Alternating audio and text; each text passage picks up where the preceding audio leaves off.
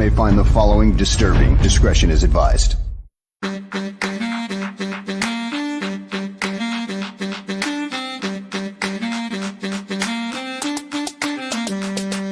The Bears. Because of the way they play the nickel corner here, and the nickel corner plays 88, 85% of the snaps. He's got to be like part linebacker. The Bears. When you're in the scouting room, there's going to be differences of opinion. The Bears. Once coaches get involved, of course, they've got their own opinions about what fits best for what they want to do, and that could be drastically different than what the scouts say. Well, you're looking at traits, and remember when he tested very, very well. The Bears. One thing good about Kevin, he's been with 2 other organizations, as well as being the commissioner of the Big Ten. He's been around. The Bears. With Greg Olson, Jerry didn't want to get rid of him. I didn't want to get rid of him. Nobody wanted to get rid of him. One guy wanted to get rid of him, Mike Martz, because Mike Martz didn't know what the hell to do with him. We tried to talk Lovey out of hiring Mike Martz for a month and a half. He's playing zone, but number one, he doesn't get enough depth with the drop. But who the hell's going? How many times does a 305, 310-pound defensive tackle drop into coverage, especially in a key situation? The Bears. Greg, why are teams wrong on quarterback evaluation so often? Number one, it's a hard position to evaluate. There's probably not as many real good quarterback evaluators as there needs to be. The Bears. The Bears. The Bears.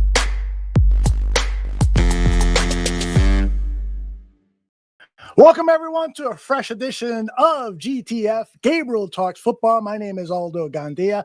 We've got 3 or 4 Bears programs lined up for this week as the training camp looms it's getting closer and closer. And so the best way to stay on top of stuff is, of course, to subscribe to the channel and also to our audio podcast, which you can find everywhere, iTunes, Spotify, etc., etc. You can stay on top of all of the hard work we are doing to present Bears coverage for you. Let me welcome in the man of the day, the hour, the century. Great, Gabriel, how are you, my friend? I don't know about all that stuff. Greg, how was your weekend? Man. Yeah, I hear you. How was your weekend? Good. I don't go anywhere, but I watched a lot of TV. You know what I've done? I have watched more baseball this year than I have probably in the last 15 years combined. Wow. That's quite a bit then. You're watching almost every day. Well, I mean, TV sucks right now, and my wife's not here, so I got to do something. Absolutely. Are you a Cubs fan, Sox fan? How's that work? I watched the Cubs, and it was funny because I watched that whole series this weekend with the Yankees. When I watched baseball when I was a kid growing up, the only show in town was the Yankees in Buffalo. It still is a big Yankee town, and so, I knew the Yankees really well, and I guess I was a Yankee fan back then. So that was kind of interesting for me to watch that series. Very cool. All right, let's talk football. We've got lots to cover in this episode of GTF. Let's start with Albert Breer. Up Saturday. Should be the starting point.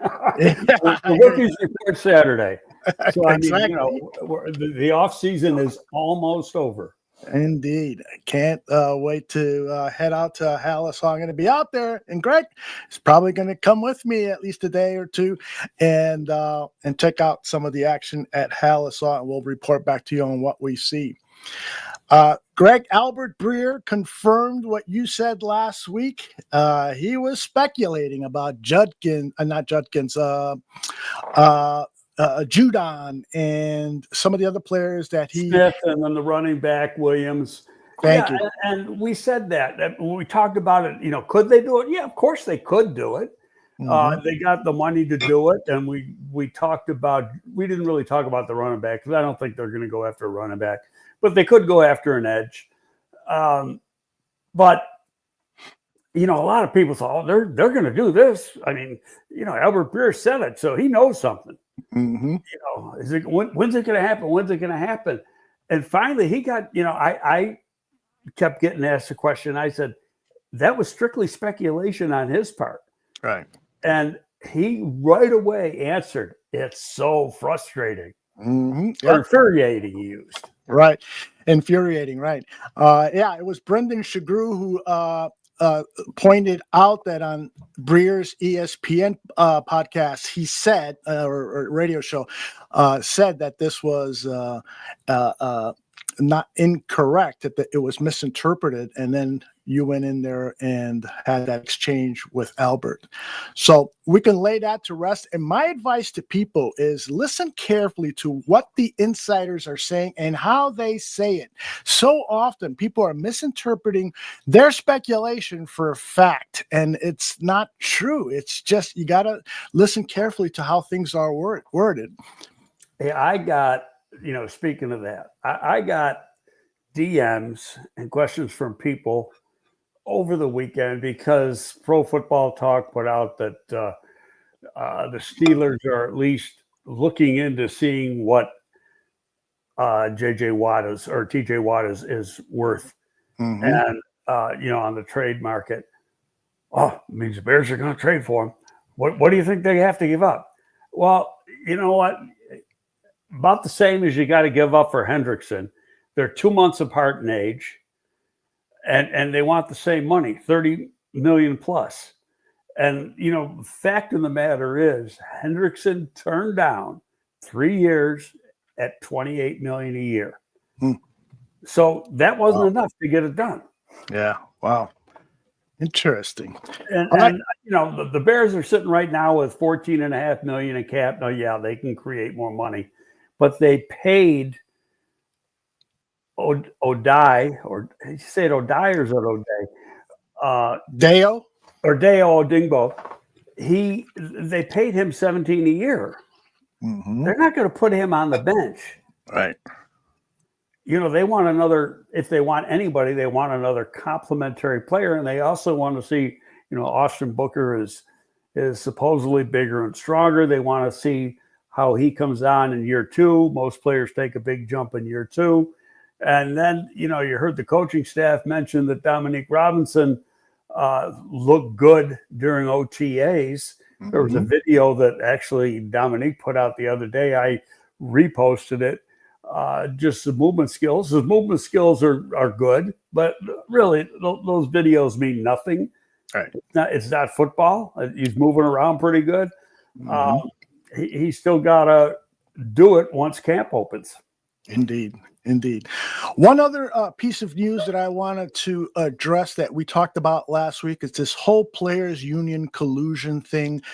It's been reported now that the executive director of the NFLPA, and I've got his picture up here, his name is Lloyd Howell, is also a paid consultant to the Carlyle Group, which is one of these joint venture capitalist firms that is now being allowed by the NFL to have minority ownership in NFL teams. The Carlyle Group has allegedly been approved for that. So the question is this guy being paid from both sides from the union? He's making $3.5 million from the union, and now he's a paid consultant for who knows who from a joint venture. And isn't this bad for the players? And shouldn't fans be kept aware of this? Because there could be a strike coming when this next contract with the owners comes up.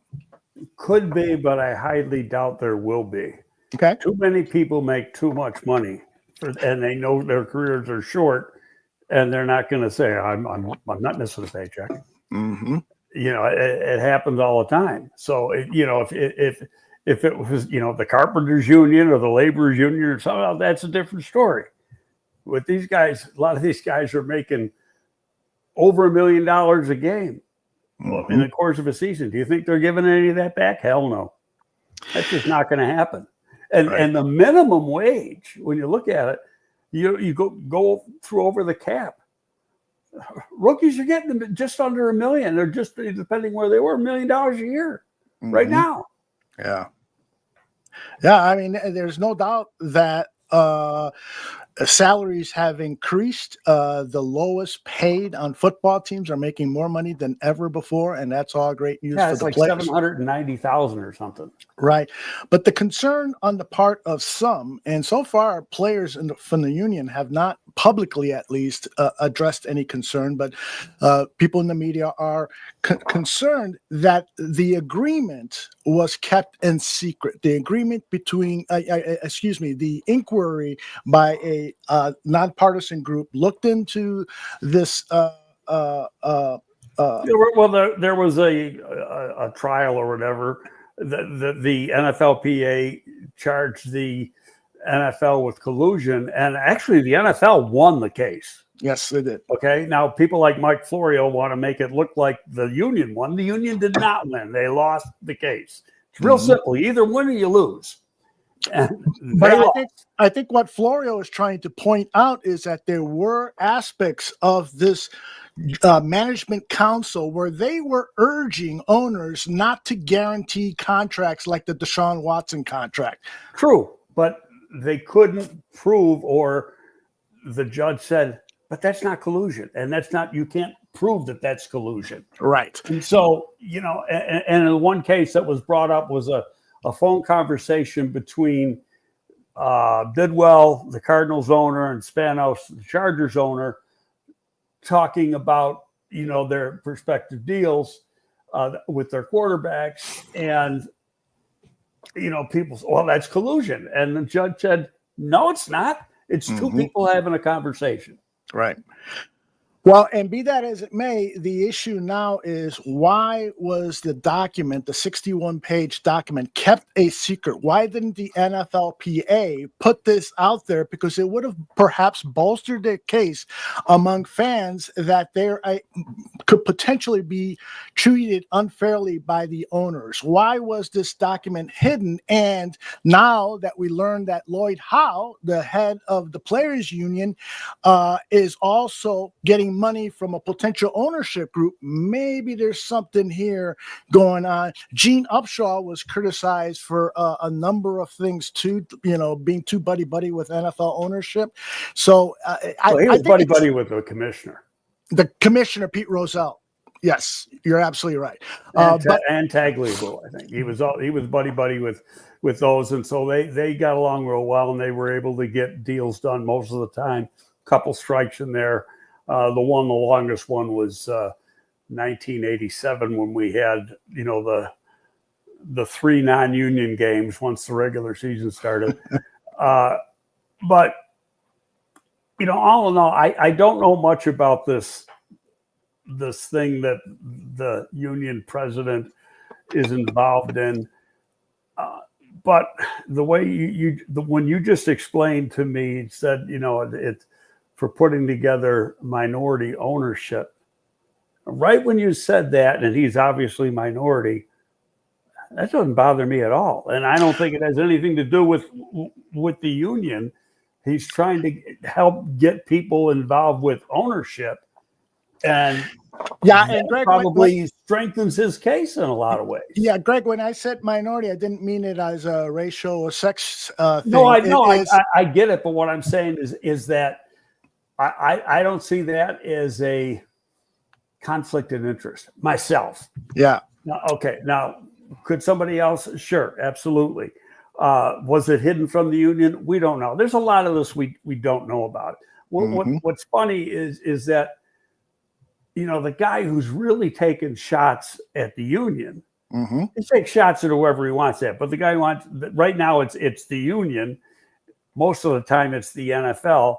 It is Florio, because it's like, I'm after blood. He's trying to get them fired. And so but the funny thing is that then yesterday the union comes out, the NFLPA comes out with this big statement backing up their leader. That's right. And they sent it to all the media outlets but Florio. And Florio was pissed. He even wrote a post about it. How come I didn't get one? And actually the comments on X under it, because every post he has it's posted on X, and the comments were hysterical. I mean, he gets ripped apart on X. Mm-hmm. Yes, he does. Beginning with you. I you know what? I decided a while ago that he is always looking for clickbait. Mm-hmm. So actually, when you write something on X or something like that, then he wins Mm-hmm. because he's looking for. He doesn't care whether he's right or he's wrong. He wants clicks. Yeah, that is how he gets paid. In part, I should say. All right, let's turn our attention to an issue that happened this past weekend. Quinshon Judkins, who was, I think, the 37th overall pick in the draft, 32, no, we say 30, 33, 34, 36. 36. Okay, and he was arrested this weekend on a misdemeanor charge of battery. Domestic violence. Right. And so, the details are still coming up, but allegedly the woman who made the allegation was 5 days after it happened. But when police talked with her, they thought there was enough validity to her story that they charged Judkins. Judkins has not talked with the media. His attorney said that this is a ridiculous charge. I'm paraphrasing. But nonetheless, this has implications or could have implications. Greg, you tell us about how contracts for second rounders might be negotiated. Well, it's going to actually, this is the second year in a row Cleveland has drafted a guy in the second round that's got hit with assault charges, domestic violence type charges. Mm-hmm. The last person was their guy last year. He was an Ohio State defensive tackle. And he was, as it works out, the same pick as Trapillo. I think it was 54th pick in overall pick. And his contract, it has guarantees in it, but all the guarantees went null and void because I think he pleaded no contest or something. And, he had to go on probation. He got suspended 5 games. So all the guarantees in his contract get wiped off the books. Okay. And that does not mean he's not going to get every penny that the contract says. It means it's not guaranteed. Right. Okay. So, but the value of the contract remains the same. So when you get to Quinshon Judkins, number one, he loses any leverage he had. And I learned a lot. I made a bunch of phone calls yesterday and learned a lot more than I knew a week ago and 2 weeks ago about what's going on. I actually misinterpreted some of the stuff I had heard before. And while it's all about guarantees, it's not necessarily all about getting full 4-year guarantee for every player in the round, because they use it to compare it to what the teams use and the agents use is last year's contract in the same slot. And they try to get a little bit, the agents are trying to get more than the guys got last year, which is what happened with 33 and 34. They got fully guaranteed contracts. And this one agent explained to me yesterday, and Casario's like, hey, I drafted this guy high in the second round, second pick in the second round. He's going to be here 4 years. So do I care if it's guaranteed or not? No, Right. So that's where other people, other teams or whatever get concerned because of the guarantee. Now, here's the thing. I thought before that most of the players had full 3-year guarantees from the second round, and then some of the fourth. And that's true at the top of the round. But there's players at the bottom of the round that didn't even get into the third year of a full guarantee. Ooh.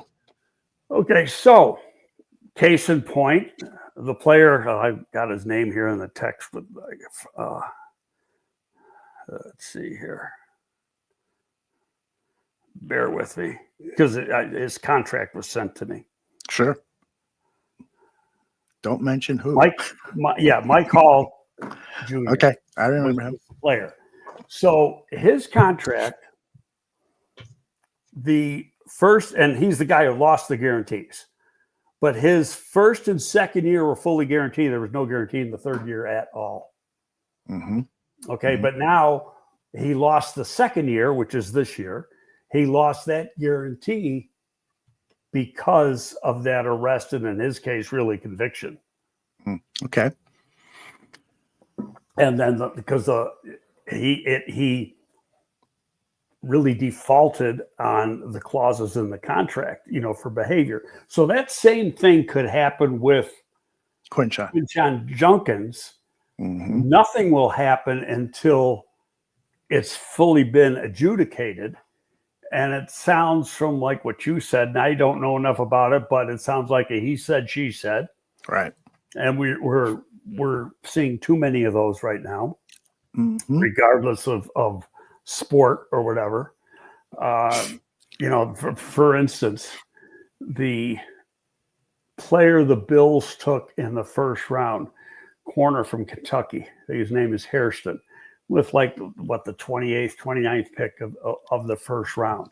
Mm-hmm. Okay, a girl claimed that he assaulted her back in 2021 when he was a freshman. Mm-hmm. Might have been 22. But anyway, it was his freshman year at Kentucky. The school investigated it because of Title IX issues. There was nothing.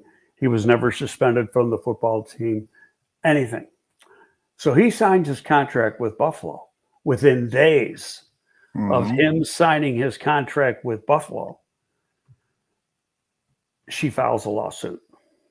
Now, this is 4 years later. Wow. Jeez. Yeah, and that's why I would say my good friend Nomad said that Judkins, may have screwed himself out of millions of dollars. I don't think he really didn't screw himself out of anything. He screwed himself out of potentially having the contract guarantee, where he was sitting the fourth pick. Now, the next pick coming up is Emin Wari, the safety. Seattle has him, and he's the safety from South Carolina. Okay, he's going to be fighting hard. That agent's going to be fighting hard for full 4-year guarantee because the two guys in front of him got it. Okay, now let's fast forward, because the guy that makes a difference to all of us is Luther Burden. Exactly. Okay, at 7. And this is what I found out yesterday that gets interesting. Because then at the next pick, number 8, was the quarterback from Louisville. Mm-hmm. And as the one agent explained to me, quarterbacks get preferential treatment.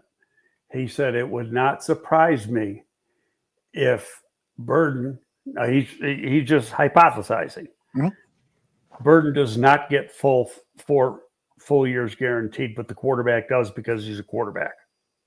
Well, okay, but here's and he said why. He explained why. Last year's pick, the same pick as Burden, so the 7th pick of the second round, which is that 39th pick, correct? 39th pick got 15% of his 4th year guaranteed. 15%? 15%. Okay, wow. The year before it was like 7.5%, so it doubled. Okay, so theoretically, he's saying if he gets 25, 30%, his agent's doing a hell of a job. Yeah. Okay, and because you're always trying to get more than the guy got the year before. So he goes, but really down where you get into where Trapillo is and Turner, those guys are looking for guarantees in the 3rd year. We're not even talking the 4th year. Yeah. Yeah. Because as I just showed you, that the guy last year who happened to have a get busted, but I think he got busted after he had already signed the contract. But he lost his guarantees, but he had no guarantee in that 3rd year, or he might have had, like $100,000 or something like that, but it was virtually nothing. as compared to the rest of the contract. So Skeletor is asking, so do you think this will open up second round signings? Or I got the feeling it's really not going to help. Well, the other agents will say, hey, that's his own problem. I'm not worried about him. Right. Okay. So, and that's what they will use. The teams are going to go off of last year's contracts. Mm-hmm.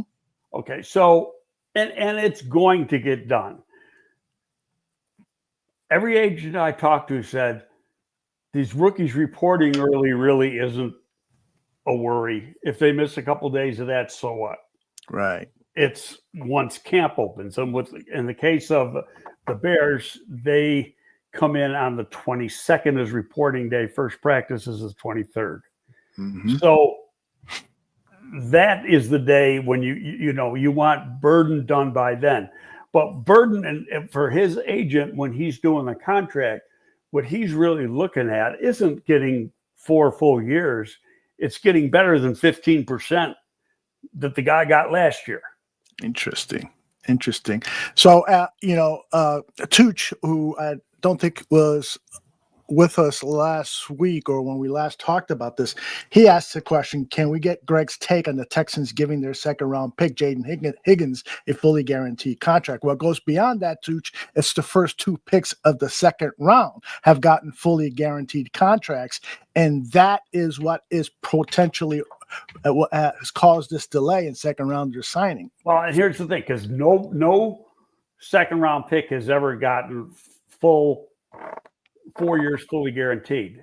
They've gotten into the 4th year, but they haven't got the 4th year fully guaranteed. Now, the interesting thing with Judkins is Cleveland was the first team at 33, and they signed Carson Schwarzenegger fairly quick, and he got a fully guaranteed contract.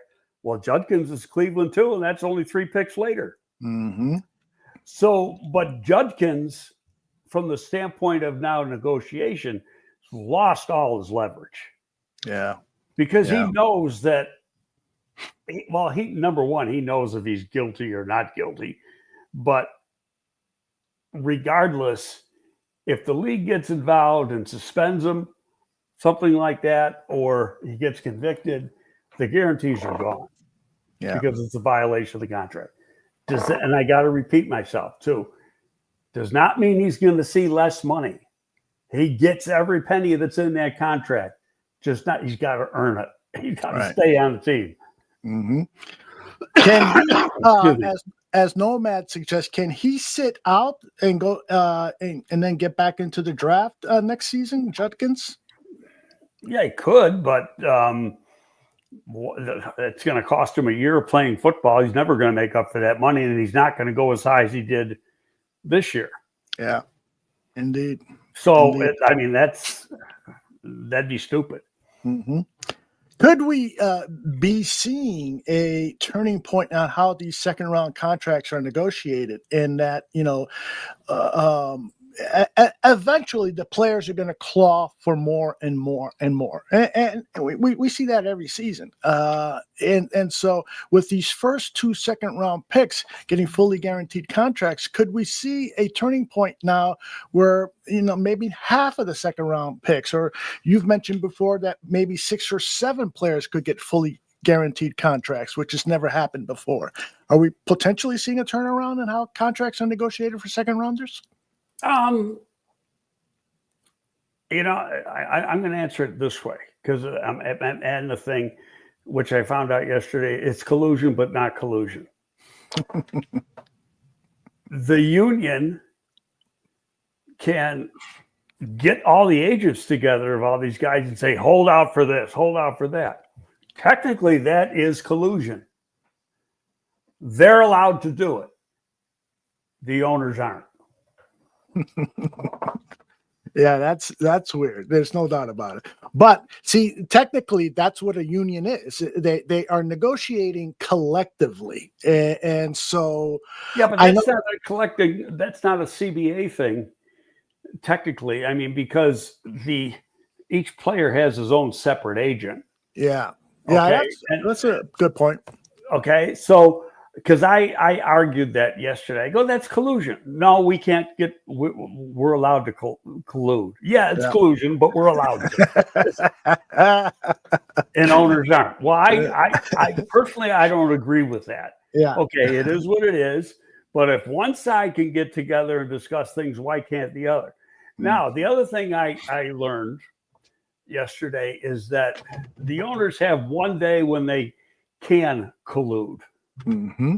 Okay, and that's that December meeting when basically a financial meeting in Dallas, and they're projecting the cap over the next couple of years.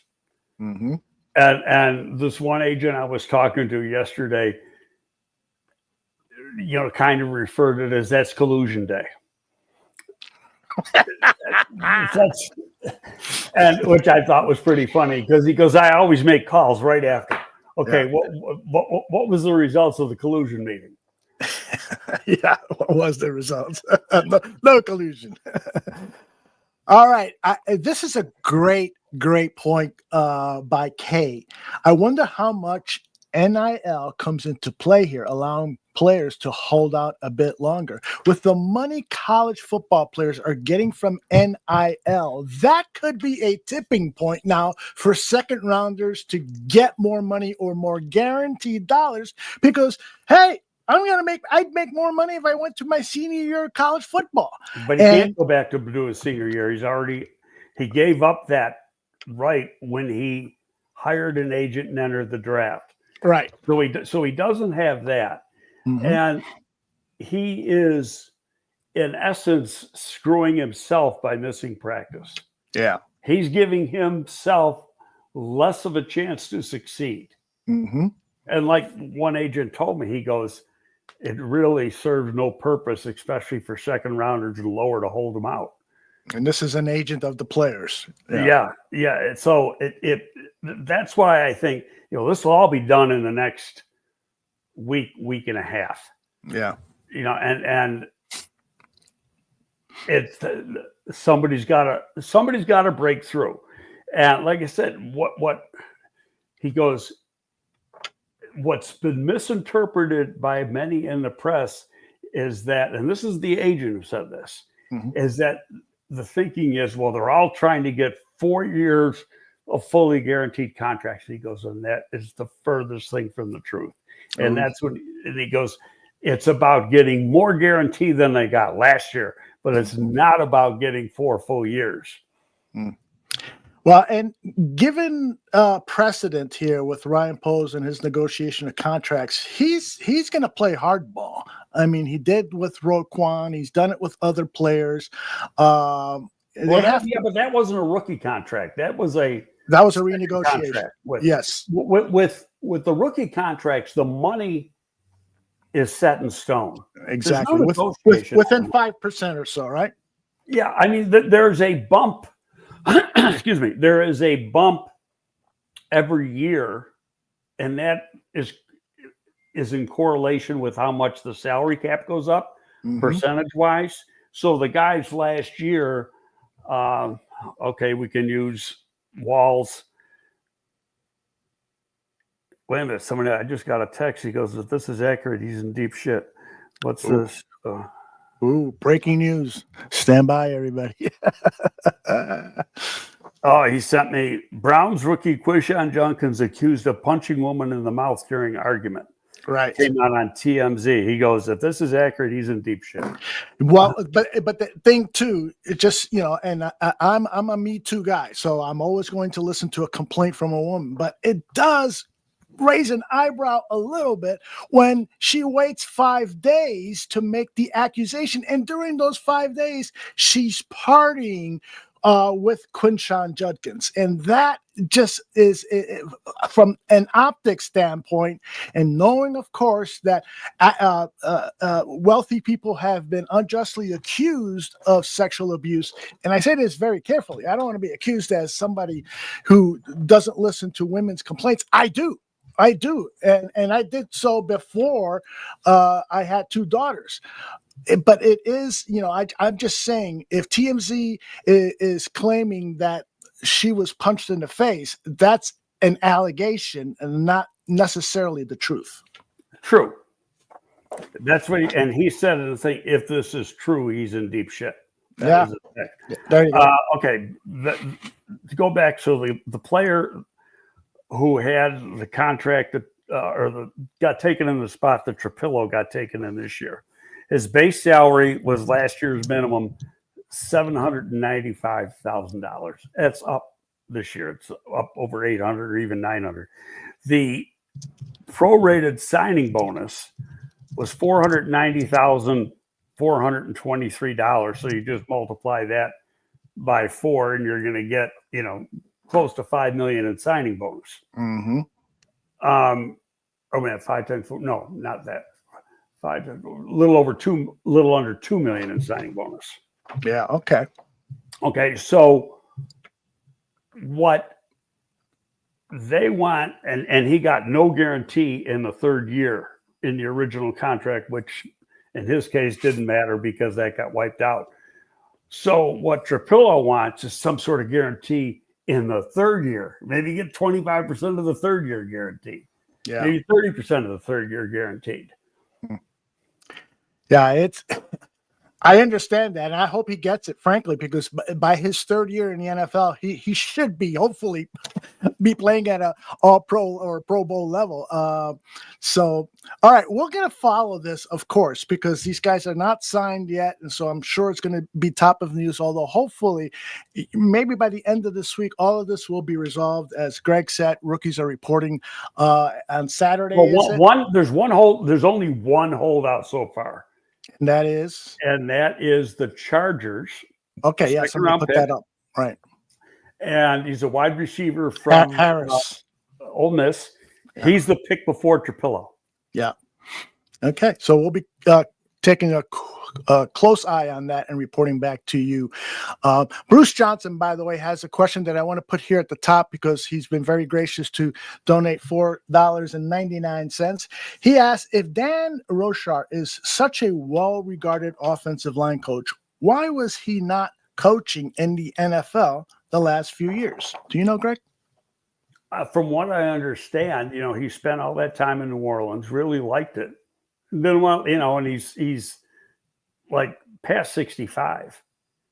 He wanted to stay in New Orleans, and he was coaching at Tulane, which is right in New Orleans. Yeah, that makes sense. Okay, it's interesting because the Chicago Bears have had, since your days with the organization and even before, they've had highly well-regarded offensive line coaches, guys that came into the job, with glowing references.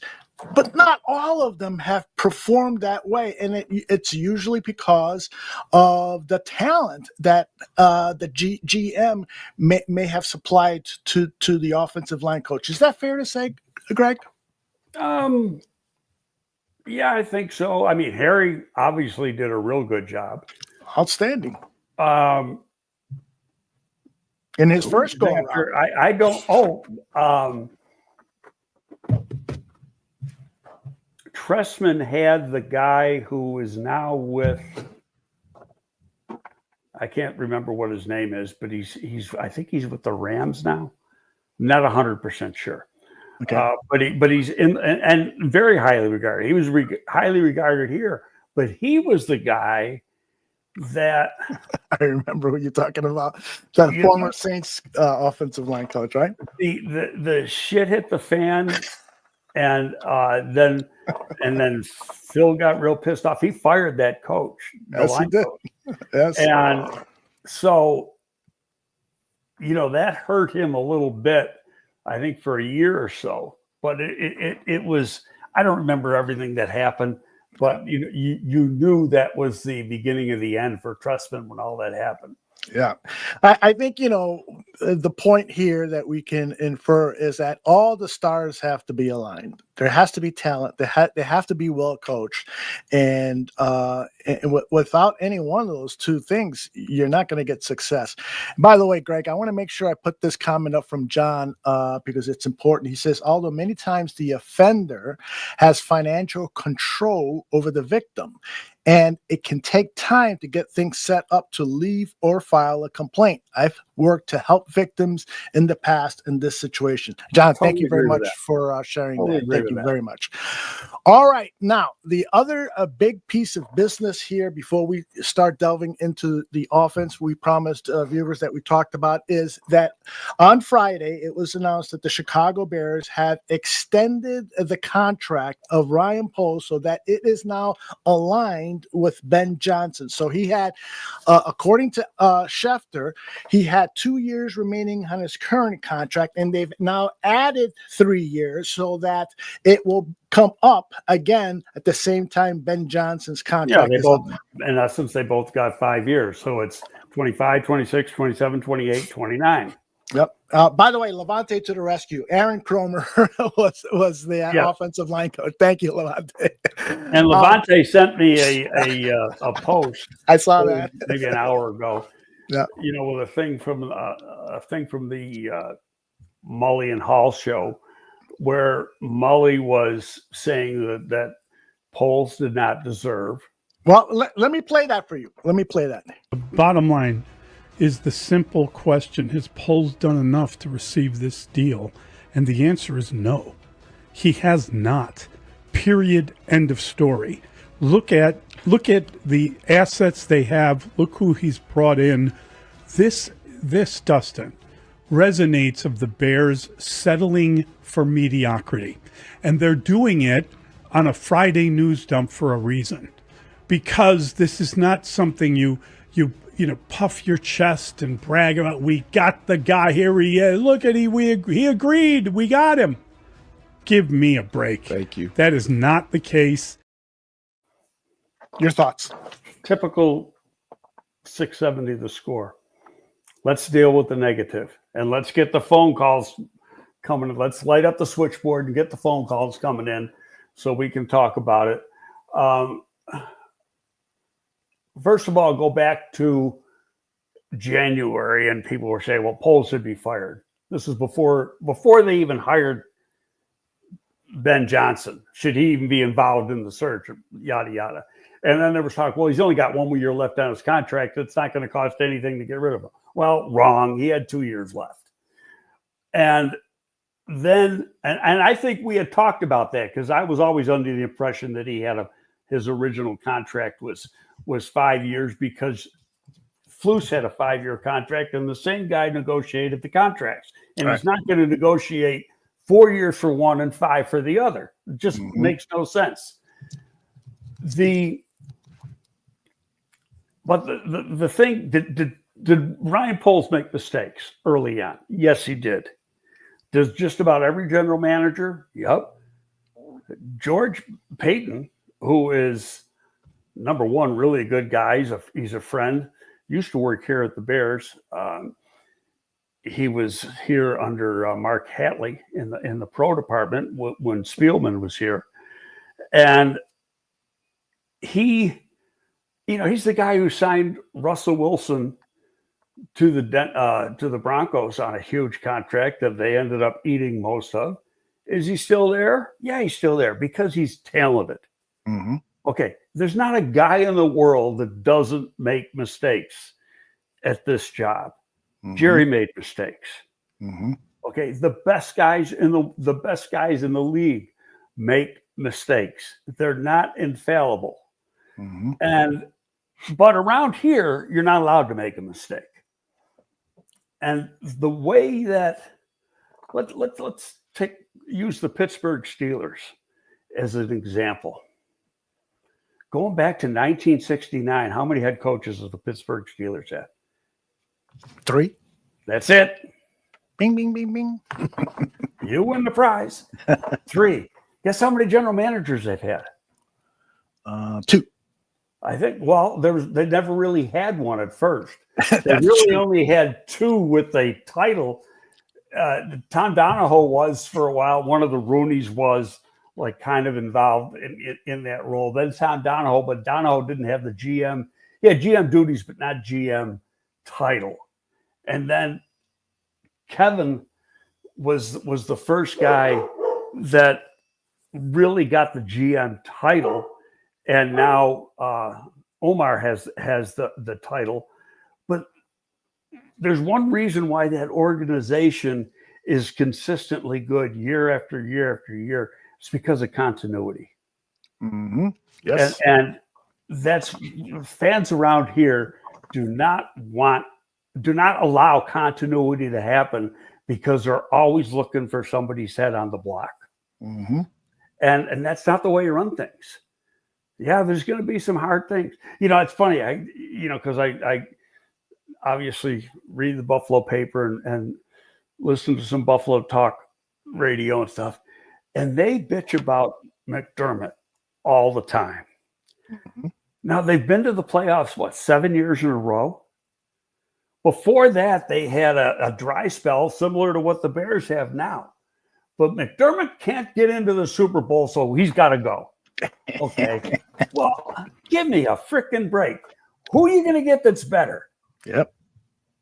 And it's like, you better, when you say something like that, you better put your mind to it to really think who is better and can take them to the next step. He has done a consistently good job year after year after year after year.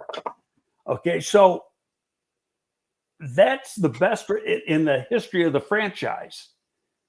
It's the most consecutive years that the franchise has ever gone to the playoffs, and they've gone to four They went to 4 Super Bowls in a row, but they never went to playoffs 7 years in a row. Right. But Greg, let me play devil's advocate here. First of all, I totally agree. Deshaun McDermott, that argument has to. You can't make that argument. If you have any common sense, you can't make that argument. But the case against Ryan Poles, and as Kay says in the chat, you can't count his 1-loss record in his first year, and you said that many, many times on this show. But the last 2 years, the Bears have won 12 games and lost 22. And in the second year of his tenure, Pose's tenure, they won 7. And then last year, they win only 5. They've had 2 10-game losing streaks. So I can't fault anyone for having the opinion that they feel Poles was given an extension too soon. Why not wait to the end of this year? Why the rush? And like Mully says, why do it on a Friday afternoon when people aren't listening? Well, they probably announced it on a Friday afternoon. It was probably done a month ago. Yeah. So why are they trying to hide it, so to speak? Because the fact is that his 1-loss record is one of the worst of any general manager of recent memory, and he was rewarded with a contract extension. That is kind of. Then let's be fair. Now, there's 2 sides of the argument, right? And Yep, I'm just trying to create both sides Great. of the argument, for the narrative, not necessarily standing up or trying to put somebody down. Okay. We both know, people say, well, he hired Flus. No, he didn't. Bill Polian hired Flus. Okay. Flus was hired like less than 40 hours after Poles was hired. Nobody can do a thorough search in 40 hours. It's impossible. These are the names you got. And this is the guy I think you should hire. And they had their conversations, and he hired Flus. Greg, can I stop you there first? Yeah. Because Poles and George both were in agreement in separate press conferences that they were 3 finalists from the committee, but that Ryan Poles could have extended and interviewed others. And my contention, and we've talked about this before, is I don't want a general manager who is going to allow management to dictate who my head coach is. That's my job. I get what you're saying, and we've talked about this before too. The guy who really, it wasn't management, it wasn't George, it was really Bill Polian. And Bill Polian's a Hall of Fame general manager. So you're going to have a 36-year-old first-time GM try to say the Hall of Fame guy who's taken 3 different teams to Super Bowls is wrong, and I shouldn't do what he suggests. So that, I get what you're saying, and there's validity to what you're saying. But, and in hindsight, he should have hired somebody else. But that's easy to say. Reality is very few coaches make it in this league. We don't know if Ben Johnson's going to make it as a head coach. That remains to be seen. We're going to find out soon enough. Mm-hmm. But when you look at how he put together the search for this year, how it was conducted, everything was his idea. And, with the blessing of the president and the owner. And they got a lot of people involved. They interviewed. Remember there was a lot of complaints that they interviewed too many people? Yep. Okay, they interview 16 or 17 people. Well, what are they doing? It's going to take them a month and a half to hire a coach, and then the day after Detroit leaves, all of a sudden they got a head coach. So there's a method to the madness. But you look at the moves he has done since he got to really hire his own coach, and on paper, they've been pretty damn good. The free agent acquisitions and trades he made in March, the draft this year so far, and so it's the team that he's put together for Johnson to coach has been on paper pretty good. We'll find out soon enough if it really is that good. The way that and Kevin can see this on a daily basis, the interaction between Johnson and Ryan, how they work together at the combine, how they work together during the draft, how they work together leading up to the draft, all that's in plain view of the president and the owner. Mm-hmm. And they like what they see. Now, what you have is you are, by not extending him, and we talked about this back, we said back months ago in January, so it was like 6 months ago now, that Poles is going to get an extension. Mm-hmm. Mm-hmm. And it's going to end up being, he's going to go out the same length as Johnson is.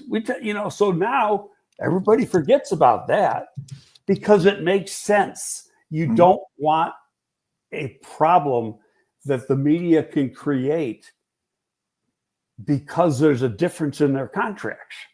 Mm-hmm.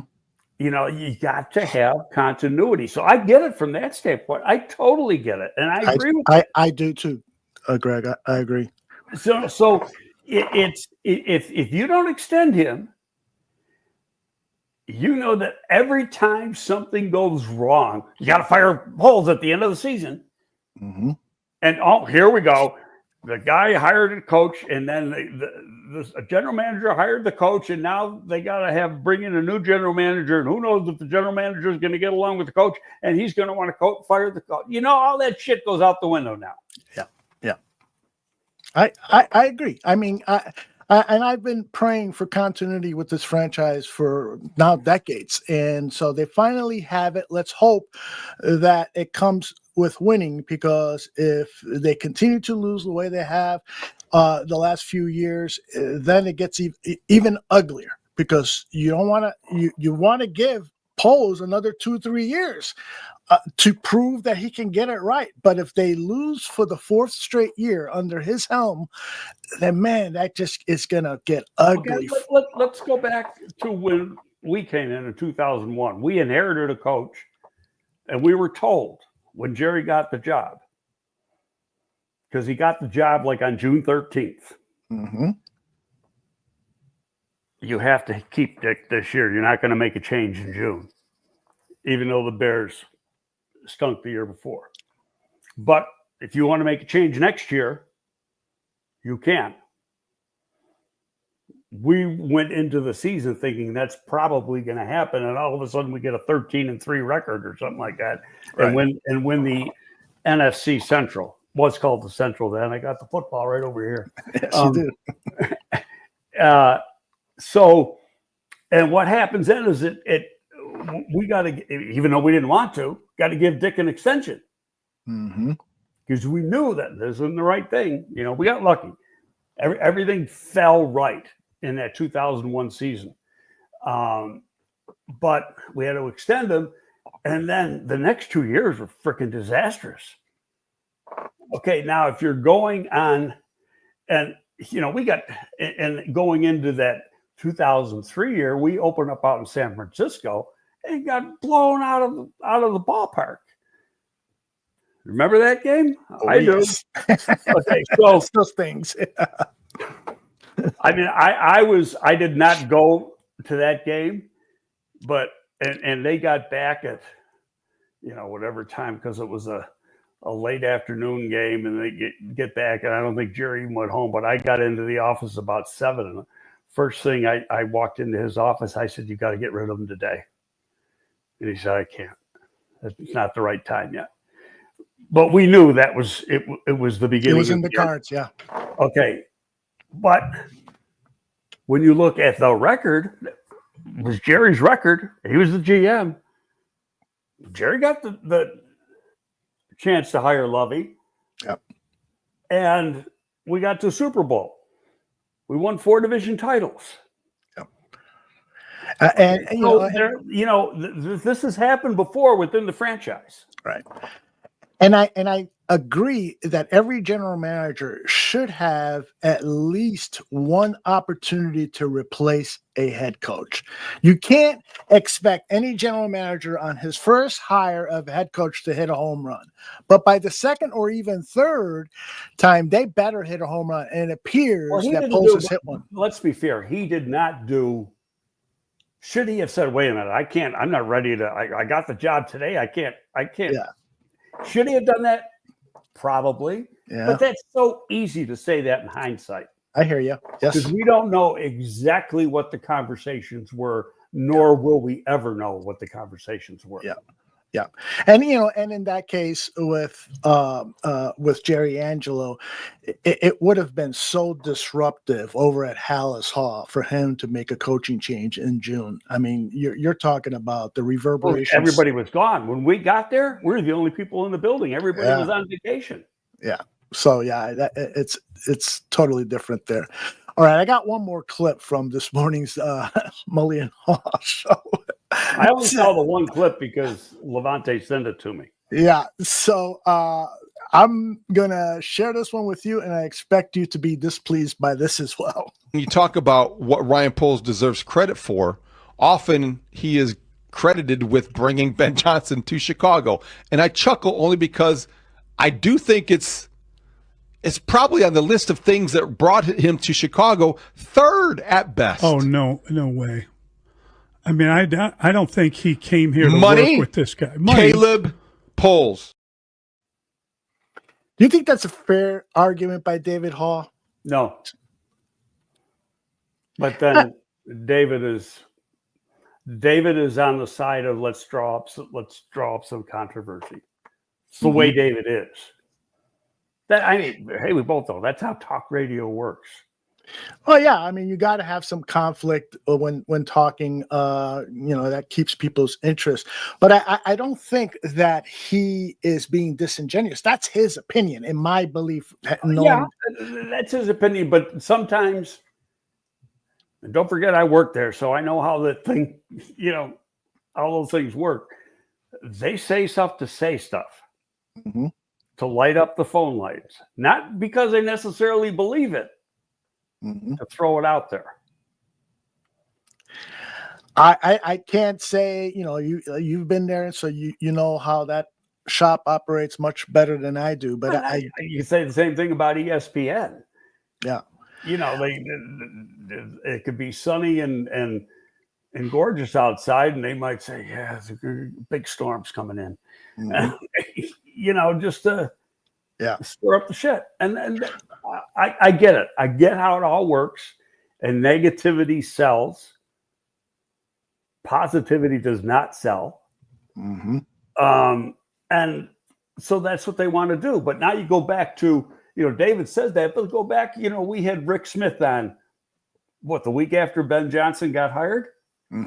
Okay, and what did Rick say that happened? That's not what David Haas said. Yeah. Well, and I agree with what J2K is saying here. When Ben said he thought the Bears were a sleeping giant, that wasn't for money or just Caleb. That was the roster and general manager. And I'll add to that. Remember what Ben said? I think it was his final press conference before the break. He said, I have seen terrible coaching in this league. And I bet you part of that bad coaching was the Eberflus regime, because he looked at every play from last year. And I'm sure tons of questions arose. Why is Matt doing that? Why didn't Matt call a timeout? Why this? Why this? Why that? And so he's learning from those mistakes. And what he saw was a roster that was much more capable of winning more than 5 games, which is what the Bears won last season. Yeah, I agree with that. But I go back to when Rick Smith came on the show, and then you go back to after the fact what Poles and what Kevin said. Cole's favorite after he got done with all. Remember they said whoever your favorite is or how you rank them, keep it to yourself. We get done with this first round. We'll discuss them and we'll rank them and decide who we want to bring in next. Mm-hmm. And so Pole's favorite was Johnson. He, according to them, never told anybody else in the building. Probably told Ian because that's his best friend. But you know what I mean. Yes, sir. People above him, the 2 people above him, Kevin and George. And they were all the same. They all had their so-called favorites.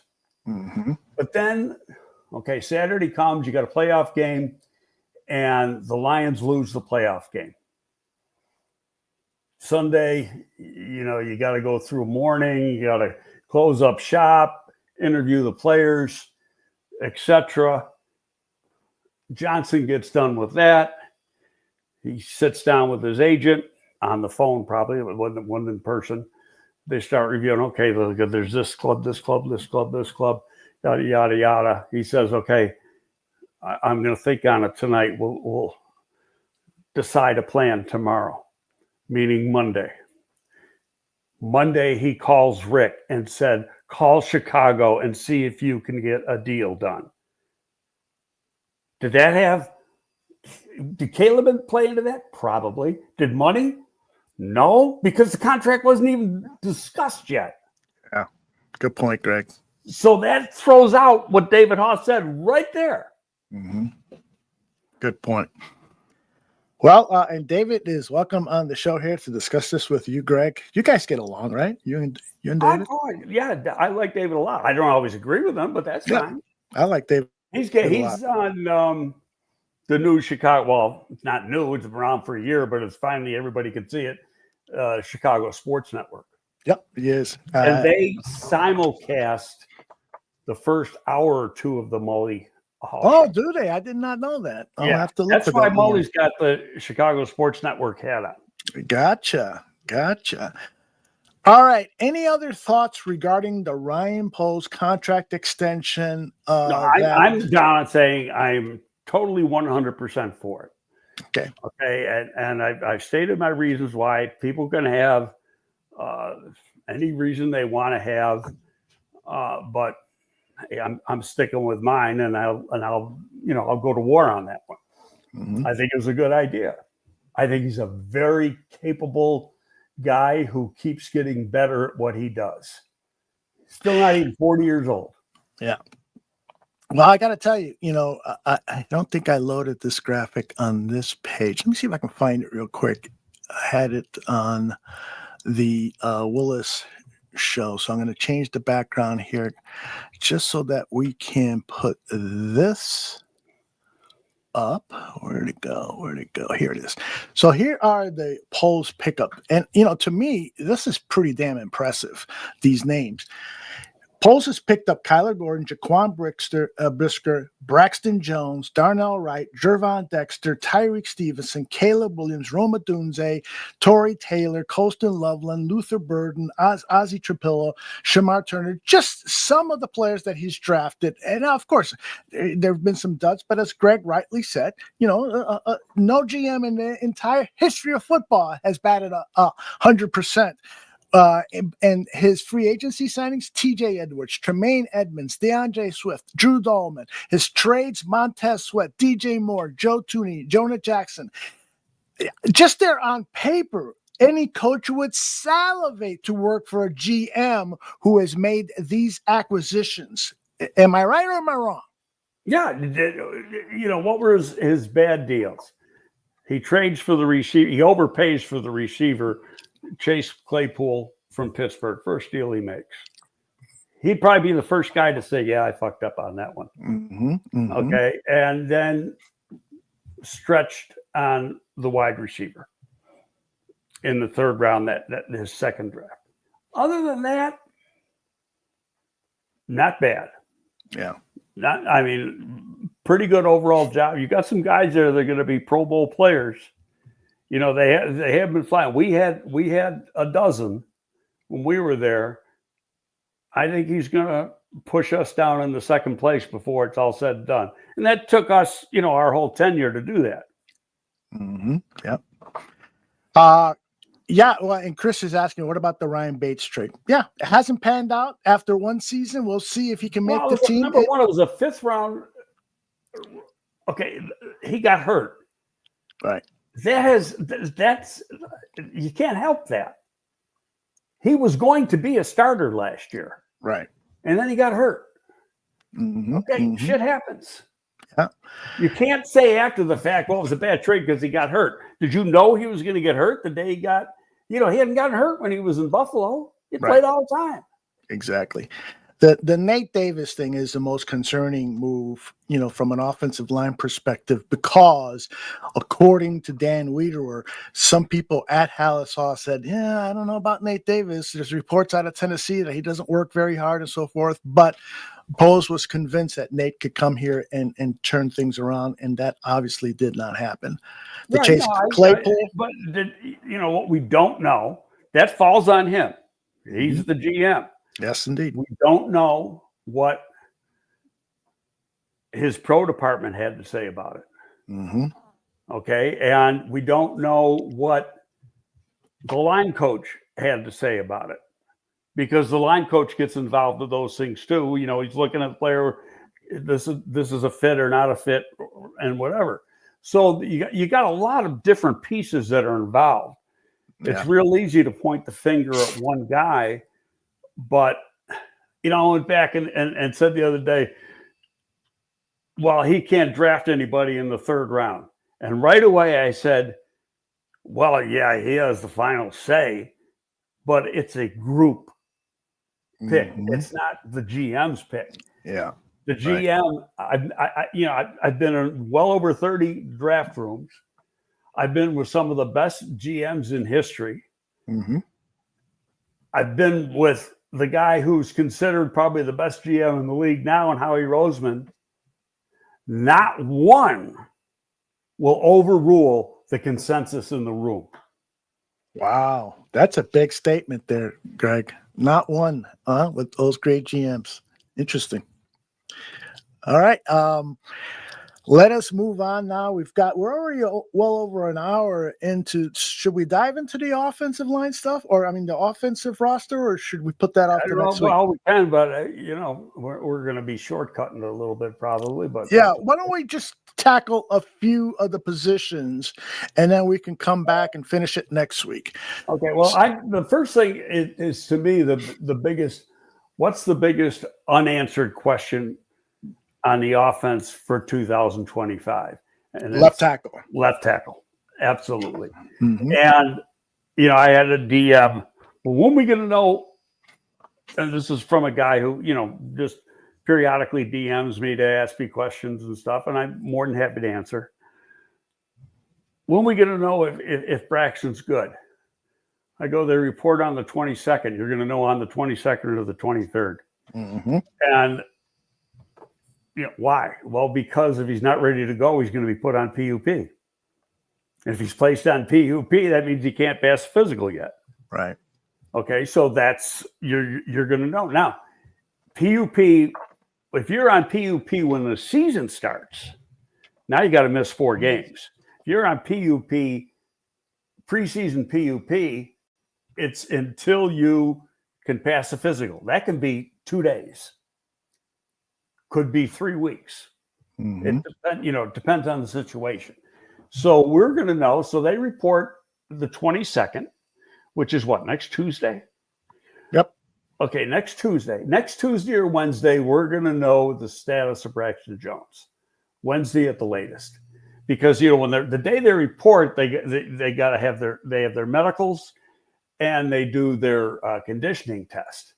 Well, if he can't pass the medical and do his conditioning test, he's going to be placed on PUP, unless they think it's like, yeah, he's going to miss this week, but Monday he can go. In that case, they might not do it, but they'll tell you that. So one way or the other, you're still going to know. Mm-hmm. Evie says, hopefully Braxton has a breakout season. Greg, that's quite possible, in my opinion. I mean, the guy is still a promising player. Now, No question. My one concern is that if he misses any time, and again, we're going to know the answer next week. Yep. If he misses time, that could push him out of the equation. Yep. Because and I go back to what Paul said. I'd like to have the offensive line solidified by the first preseason game. Mm-hmm. Personally, I think he really means the second preseason game. But what's good is that they did set up those joint practices for 2 of the games. I think it's the first 2 preseason games. And that's where you don't necessarily play the starters, your number ones, much in the first preseason game. Those guys will be kicking the hell out of each other in that joint practice. Indeed. And you're going to find out, Buffalo has got a pretty good defensive line. They got 2 guys they signed as free agents that were supposed to be, potential starters. Mm-hmm. One was, what was the guy that Pohl signed first and then he flunked a physical? Ogunlier? Not Ogunlier. What the hell was his name? Oh, gosh. He was with Cincinnati. Anyway, he was one of them. Ogunjobi. And then there was a defensive end who I think from San Francisco. Yeah, and these guys were supposed to, at the worst, rotational players. They both got hit with PED, testing positive for PEDs, and suspended for 6 games. So then they had to change their draft, and they drafted like 3 defensive linemen in the first 4 picks. But those guys who are suspended can practice. Yeah. They don't get suspended until the end of the preseason. So they're going to be working their butts off. And on top of those draft picks, that's going to be how the offense and defense line against the Bears offensive line against the Bills defensive line. That's going to be the most interesting part of that joint practice. Indeed. Jarza just commented, he said that for the last 2 years, Greg, you've said that the Bears should draft the defensive end. The Bears haven't done that. We don't have a single player that's in the top 40 to rush the passer. Hopefully that changes this year. And you got top 40 corner. I mean, Sweat was a Pro Bowler the year before. Right. He was hurt part of last year. I'm not worried. Yeah, I agree. They signed Dial, Ode Bingo, and he's a guy that's his best season, I think, is 7 or 8 sacks with the Colts, playing inside and outside. Allen likes bigger guys, supposedly. And we're going to see what Booker can do.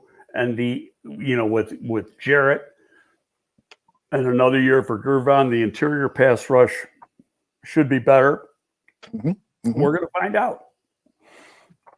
We will find out. All right. So let me put that graphic up. Where did you go? So at the left tackle position, it's clearly a battle between Braxton, Karan Amagaje, and Ozzie Trapillo. You know, Trapillo, of course, OTAs, you can't tell much, but Ozzie was very impressive from the reports that we heard that he just seemed to catch things quickly.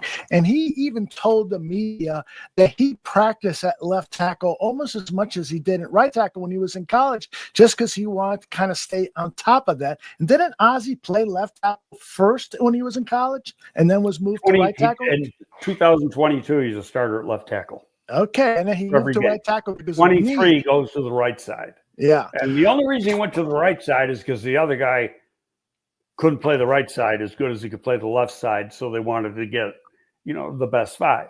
Mm-hmm. Yep.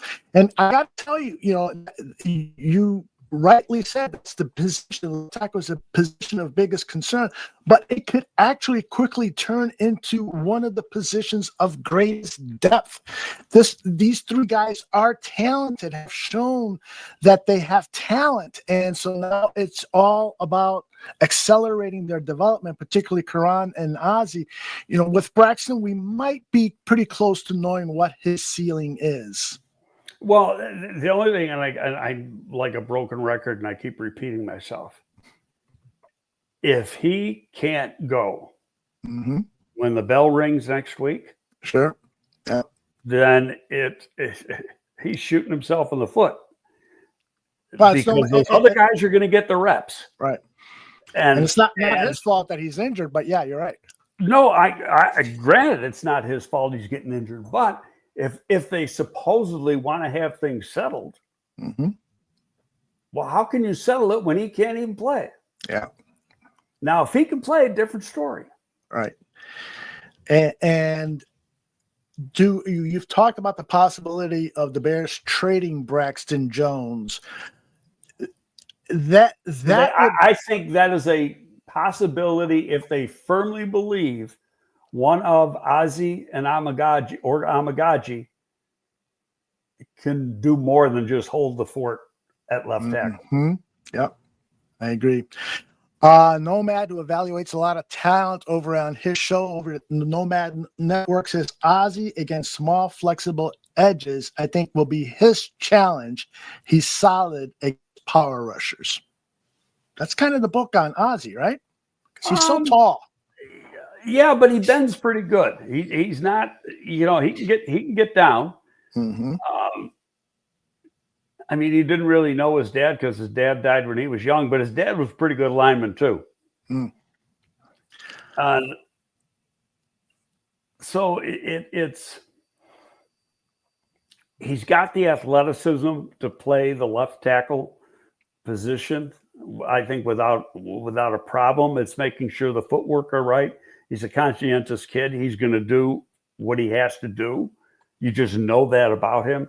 You know, I saw an interview with his line coach from BC, and, you know, that guy just, you know, raved about him, about, you know, his work habits and everything he does to be better. But I don't, from what I saw on tape from last year, I don't think speed rushers are going to be a problem for him, because he knows it's about angles at that position. You know, there's some pretty, say, slow left tackles that are pretty good because they got quick feet and at limited area.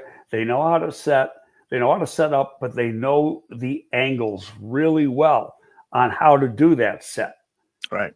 And you know, and that's half the battle. So even though they don't have the elite quickness, they had, and I go back and it's going back a long time, but we had a multi-time Pro Bowler in New York when I was there. We drafted him in the second round, Jumbo Elliott from Michigan. He was a 5'5", 40 guy. Wow. But nobody was getting around him because he had such good feet and he really understood setup angles. Yeah. Interesting. K2K says Braxton is a vet. Does he really need time in training camp to start? If Ozzie and Karan are struggling, wouldn't Braxton be the obvious choice? Well, that's an if. But here's the thing. And technically, he's got a good point. But the coaches don't know a damn thing about Braxton. He hasn't practiced yet. Right. And it's a new coaching staff. Right. And I think the issue is, given that he hasn't been able to work out much at all during this injury, can you expect him to be a little bit better, at least with the bull rush, which has been his Achilles heel? Well, I mean, that, you go back to what Rochar said real early on, before the offseason program started. He was talking about it. I just got to get his hips slower, and he'll be fine. That's a factual statement. Yeah, he gets a little tall when taking on the bull rush, and you lower that hips. You play with better knee bend, lower your hips. That gives you better power base. But they also said we want him to get bigger.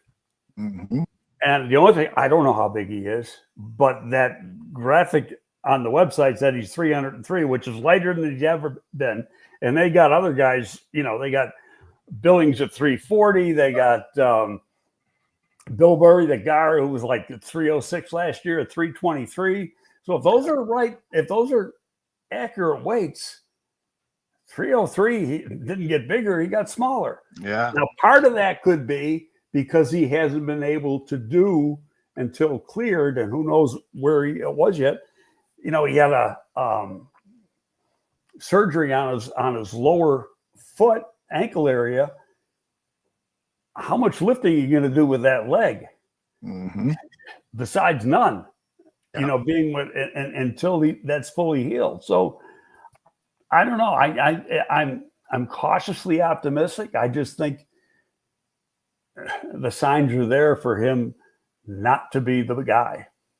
Yeah, it's right now. I think it's the number one camp story, and it could quickly drop to a non-issue, depending on what we hear these first few days of camp. If we hear that Braxton is being put on PUP, that's a big deal. That's a big deal. And that means he's going to miss at least a week, in my opinion. Right. Maybe more. And that means, and to me, he's dead in the water. Yep. Fascinating. And like I say, I'll bet if he's ready to go, changes the whole equation. Right. Kay points out Karan's numbers: 6'5", 326 pounds, 36 and an eighth arms, 85.5 wingspan, quick feet, smart, athletic. All he needs is experience. Just needs to I agree with that wholeheartedly. I've been saying that forever. Yeah. His traits he's got better traits than Trapillo's got. Yeah, indeed. All right. I've started a couple of things here. Again, Bruce Johnson, thank you for the donation. Let's see. I want to start here with Caesar wants to know, did Kevin Warren get BJ's opinion on extending polls? I saw one post on X saying, well, Johnson had to sign off on that. And I said, no, he didn't. Poles hired Johnson. Poles is Johnson's boss. So, but I think I kind of mentioned it before, how they interact, how they've seen them interact, how they work together. That was what Kevin needed to know. I totally agree. Get his permission. Right. Can these guys work together? And he saw enough to say yes. Oh, and by the way, when you responded to that guy, I think it was more accurately, you said, bullshit, you don't know what the fuck you're talking about. No, I was very nice. Because it was a lady. Oh, okay. Must have been a different post. Caesar also wants to know, does BJ have any player personnel decisions as far as signings? I'm sure he has input. You're always going to have input. Because your guys are you're okay, free agent signings or trades. Your coach, your position coaches are doing work. Your pro department's doing work. The head coach is probably doing work. Mm-hmm. They all go in and say, and it's a collective opinion. It's never one guy's opinion. Yeah, indeed. And one of the things that I vehemently disagree with David Hall, I didn't include that in the clip that I shared with you, but he went on to say, you just look at the draft picks. These were Ben Johnson draft picks. These weren't Ryan Poles draft picks. And it's like, dude, the first thing Ben Johnson did was sit down with the scouts and say, these are the players we need for my offense, for our defense, and so forth. So, of course, they're trying to scout players that fit the system, or, that's he wants to create his own narrative. By the way, which is fine. That doesn't mean it's accurate. Indeed. Everybody hit that like button. CPPR Buzo. Nice. I don't know why, but your screen on my screen is real blurry.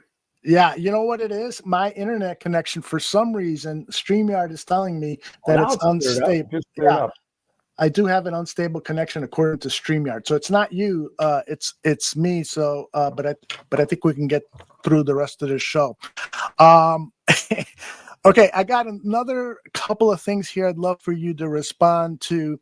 CJ Williams thinks that one of the big issues is who's going to be the primary interior backups, and do they need to upgrade? It's a great question. No, they don't need to upgrade, and it's going to be an interesting battle. I think, we only saw him a little bit. We saw him in the preseason. He was darn good, but he didn't get the accolades because nobody knew who he was. And then he plays in 2 games and was the best guard play we saw all year, and that was Bill Murray. Bill Murray was a defensive lineman in college that got switched over to the offensive side. He was at, I believe, William and Mary. He went to and was actually a pretty good defensive lineman. Was FCS level defensive lineman. Was stated defensive lineman as a rookie. Was on the practice squad for New England, and then they moved him over to the offensive side. So he was moved over to the offensive side in 2023. Ended up, they released him, came to the Bears, was on the Bears practice squad in 23. 24 makes the team. 24 is really only the second year he played offensive line, and we saw the results in those 2 games before he got hurt. So I think that's there. They drafted Luke Newman. My man. Who else you got here on the offensive line? Ryan Bates is still there. Whether he's going to be here in September remains to be seen. Bill Murray. There's a guy he was supposedly the best Canadian lineman a year ago. He was on the practice squad. Theo Benedict. He got hurt during the preseason last year, and then they had him on the practice squad. There's some fans that like Ricky Stromberg. I'm not a big fan, but he's there as a potential backup. You got Doug Kramer coming back.